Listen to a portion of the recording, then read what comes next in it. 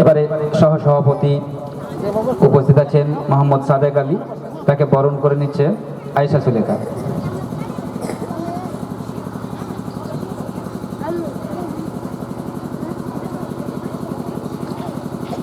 এরপর স্টেজে উপস্থিত আছেন হাসিবুর রহমান ওরফে কলেজ, তাকে বরণ করে নিচ্ছে আমাদের বিদ্যালয়ের ইংরেজি মাস্টারমশাই সেমিম ভাই। উপস্থিত আছেন